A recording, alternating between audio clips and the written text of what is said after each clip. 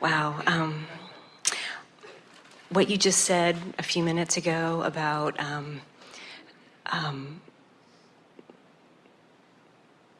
being in relationship with other people, co-creating, and having a sense that perhaps it didn't go well or they didn't meet up their end of the bargain. I can relate to that personally because I recently lived that experience. I discovered your work in January of this year, right as I was on the verge of making a long-held dream come true. And now after reading what your words are, I really see how I miscreated during this project because I didn't understand where I was. I didn't understand about the stream. I thought I have to row upstream as hard as I can to make this work. And now I understand how that isn't the way I should do this. We want to just jump in with one little sentence, and that is you can't miscreate. You can't get it wrong because you never get it done. Yes. So the worst possible thing that could happen is something could not go the way you want it, which makes you know more clearly what you do want, which causes source to become something even better than it would have been if that hadn't happened. So now all you got to do is line up with this new improved version. And that's why so often you look back and you say, boy, that wasn't so bad because look what it led me to. Yes. You see. But my question revolves around the concept of emotion and knowing, being able to follow that emotion before you take a certain path. And I was especially intrigued by the example I heard recently of Jerry and Esther's bus. And when I heard that example, I thought, yes. This is the piece for me but I'm confused. Well, that's why we've put it into the analogy of this downstream. That's why we're saying don't reach for the best thought you've ever found. Reach for the thought that brings you the feeling of relief, because as you're reaching for ease, as you're reaching for the path of least resistance, sometimes people think that's a negative term. The path of least resistance sounds lazy, and we say the path of least resistance means the path of most allowance. It means going with the stream that is really who you are. And so as you have to be consciously aware of this. We acknowledge that many who are hearing this for the first time, it's going to take you a while to even recognize where you are feeling. You have to sort of poke around it a little bit. Sometimes things happen and you cannot figure it out. Jerry and Esther have been in the city for a few days, and they've been working on a lot of different projects, and they've been really high and happy. In other words, feeling really, really good. And almost every day they've been going to their favorite restaurant in the area and having a really lovely meal. And so last night, or the day before, yesterday, they went to this place for lunch, and during the course of the meal, the fish that came was not good. It wasn't just not good, it was not good. And Esther put it in her mouth and spit it right back on the plate, and Jerry at the same time put it in his mouth and spit it right back on the plate. And they looked at each other surprised, because they are willing to announce to everyone, I take full responsibility for this rotten fish you have served me. But it was baffling to them. It was odd. In other words, just odd, off. How can the restaurant that we sing the praises of, how can the restaurant that we seek out, how can it be off? And then Jerry bit into his coleslaw and went, and found a rock in his coleslaw. Esther said, please don't tell them. Because she didn't think that manager that had that hurt look in his eye over the spoiled fish could take awareness of the rock. And so Jerry said, I won't tell them. We'll just leave this for another surprise for another person. And Esther said, well, we probably got the only bad fish in the restaurant, and we probably got the only rock in the coleslaw too. And then, so they thought they'd recovered from it, and then the girl came and she brought the bill, and Esther smiled at her and she said, how was the replacement fish? And Esther said, it was really delightful, and we love this place, and we've been eating here every day, almost apologizing to them for the discord that any of them might be feeling. And the woman picked up balsamic vinegar and dumped it on Esther. Dumped it on her. Did not mean to do it. Dumped it on Esther. And Esther looked down, and she looked at Jerry, and she looked at her blouse, and she looked at the woman, and she looked at Jerry, and she began to laugh the woman was horrified, and Esther said, the most important thing in this is no worries. And the woman just sighed a big sigh of relief. And Esther said, just bring me a little glass of tonic water and I'll go to. Fortunately, Esther's blouse was almost the color of the vinegar. So what's going on? In other words, why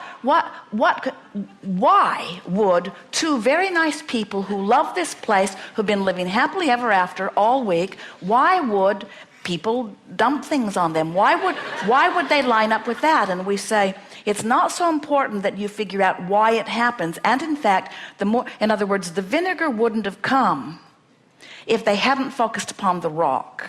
And he probably would have missed the rock if he hadn't focused on the fish. In other words, this is the universe saying, at the first opportunity to withdraw your attention. Now, they didn't withdraw their attention from the fish. They were nice, but their vibration was, wonder what happened, wonder how they got this fish, wonder how this fish passed the smell test. In other words, they didn't drop it. They had the experience of it, but it had their attention. And once it has their attention, then anything that was ever active in their vibration that's anything like that began. And so what we're saying to you is, don't try to figure it all out. Just stop wherever you are and take a new stance. Now, the laughing really helped. And Esther came back from the bathroom, and she was pretty soggy, but she had managed to get most of it out, and the woman passed her in the corridor, and Esther said, it all came out, don't even think about it. And then they went to the dry cleaners to pick up their dry cleaning, and Jerry said, why don't you just leave this blouse while you. Esther couldn't bring herself to do that. But what we're getting at, as you have an experience that is less than what you want, you have to find a way of getting your attention off of it, because these are very fast moving times. In other words, when your stream is moving as fast as your stream is moving, this woman said to them, this is the way my day's been going. And Esther smiled and didn't say, glad we could help you out. Because it's not the way their day had been going, it was just the way the last few minutes had been going. But law of attraction is very clever. It will match you up with anything. In other words, if somebody's having a bad day and they are on the verge of dumping balsamic vinaigrette on someone, and you have just had bad fish and you're still beating the drum of it, you are a more logical candidate. So, and we don't want any of you to freak out and feel like you have to control your thoughts. We just want you to live in the real world, have your real experiences, feel what you're feeling, and reach for constant improvement in what you're feeling. In other words, it's no big deal. It's no big deal. And as you bring yourself to the place that you are relaxing. Now, there are people, even in this room, that are irritated that we are spending so much time talking about something that means so little in the terms of the scope of human endeavor. In other words, there are so many much bigger things going on than this. But we want you to understand the cancers that people are living are about not bigger things than this. In other words, people don't get cancer because they're thinking big, awful thoughts. People get cancer because they complain about spoiled fish, because they complain about rocks in their coleslaw, because they complain about people dumping vinegar on them, because they complain about people in traffic. In other words, it's the day-to-day nitty-gritty things that just rub you the wrong way, that you incessantly focus upon, that equal the basis of the majority of your vibration, which equals the basis of your attraction. So it does matter. And these things are easy to clean up, you see. These are the things that are easy to clean up. You want to be someone who is reaching for the best feeling thought you can find wherever you are. And don't start with big things. Start with little things.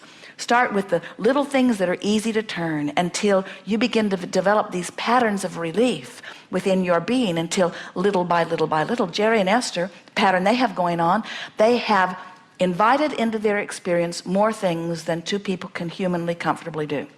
So they must always be, they feel to each other, moving as efficiently and effectively as they can. So when anything gets, and so that feeling of frenzy would bring fish that would delay the meal. In other words, that it's just the way law of attraction doesn't give you what you want. Law of attraction gives you what you're vibrating. Law of attraction responds to your vibration, which is indicated by your feeling, you see.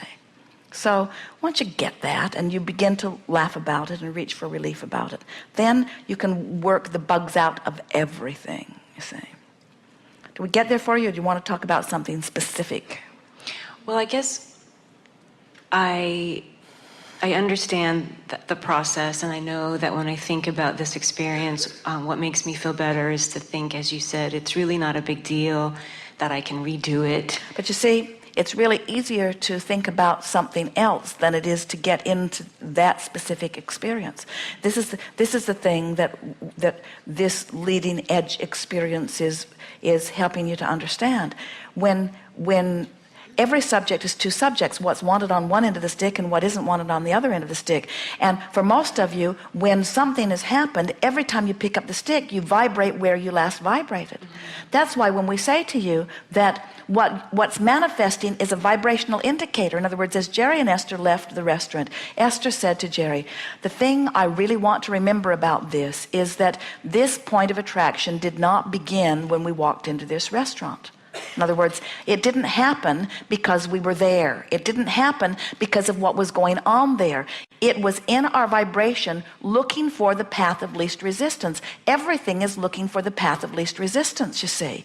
So if you've got something going on and it doesn't feel good and you're not cleaning it up, don't worry, it will get bigger. And if you've got something going on and you're not cleaning it up, don't worry, it will get bigger. And how fun it is that the universe says, here you go, here you go, here you go, here you go, here you go, here you go, here you go, here you go, here you go, here you go, here you go, here you go, here you go. And if it's balsamic vinegar, it feels different than if it's appreciation. You see. So you just got to say, well, there I go. There I go.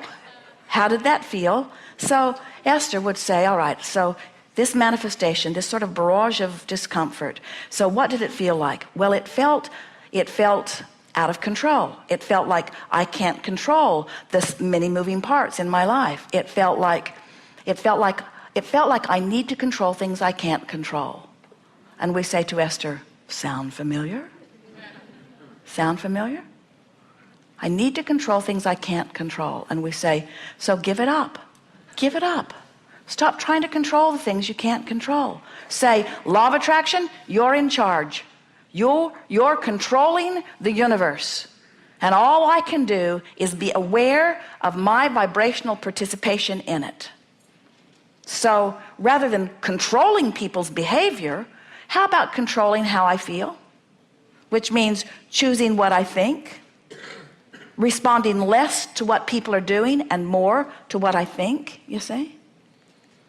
And so then when we bring that clarity to Esther, there's a long list of things that she's been frustrated that she can't control. They're far away from their office. They have a new house that's being remodeled in Del Mar. There's another house that's being built in Texas. There's a new bus being built in Coburg. And all these people are scurrying around, and Esther cannot control any of them. She can't control them. They're using their own ideas. They're using their own skills. In other words, she can't control them. She can't begin to control them.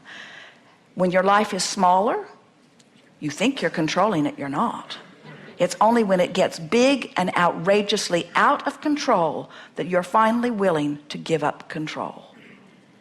So that's what it is for Esther, and it's what it is for you too. If you'll give up control and give it to the manager, law of attraction, and then you control the only thing you can, which is how I feel right now. I can feel a little better and I can feel a little worse. Those are my choices. I can feel a little better and I can feel a little worse. Those are my choices. That's what I can control.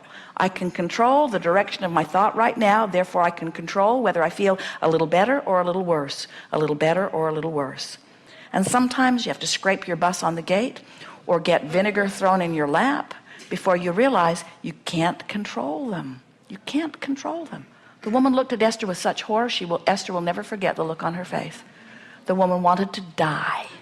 She couldn't believe that she had dumped vinegar on this nice person. And we say it could not have been otherwise. You see. Nice to know. Very good. Good time for a segment of refreshment. Good time for a segment of refreshment.